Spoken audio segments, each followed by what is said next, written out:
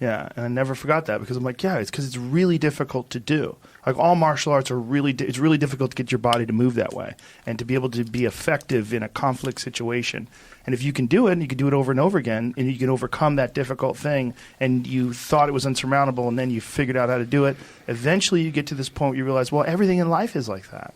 Everything in life is like something, it's a puzzle. You have to figure out how am I approaching it wrong? What can I do to make it better? How do I get more competent at this particular skill or this particular discipline? Yeah. And just the humility too. I mean, if I've noticed anything in the last couple of years just in UFC, which by the way, I was doing a Robert Altman film called The Gingerbread Man back in the 90s, and UFC had just started off, and I was getting the VHS tapes and watching them.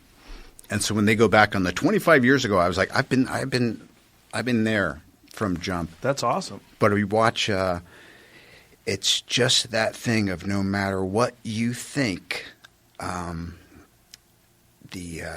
tides are changing quickly. And you just got to keep working.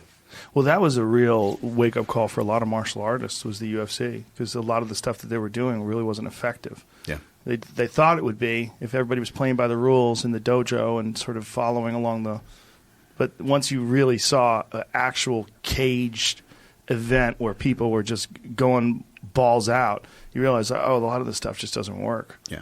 And I love how messy it was at the beginning too, Yeah. because the style matchups were they was almost crazy, laughable until you saw the violence. And no weight classes.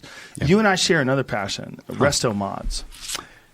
Yes. You have was it a 1970 Mustang? Yeah, I got that 302. I did with Speedcore, a couple other ones. Speedcore does amazing stuff. They're great. Yeah, and when I saw that they were doing your car, I go, oh, this is going to be good. Yeah. And you picked a unique color too. Yeah, I'm pretty sure that's the only. Oh, hello! Look at darling. that thing. God. Yeah, that's back east right now. That's a good car for straightaways. That's a nice Long Island car.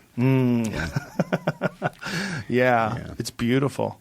But the beautiful thing about something like Speedcore is they're going to take that car and make it so that it's manageable. You can actually drive it. If you drove a real 1970s stock car, God. it's horrific. Yeah. And it's amazing how far we've come.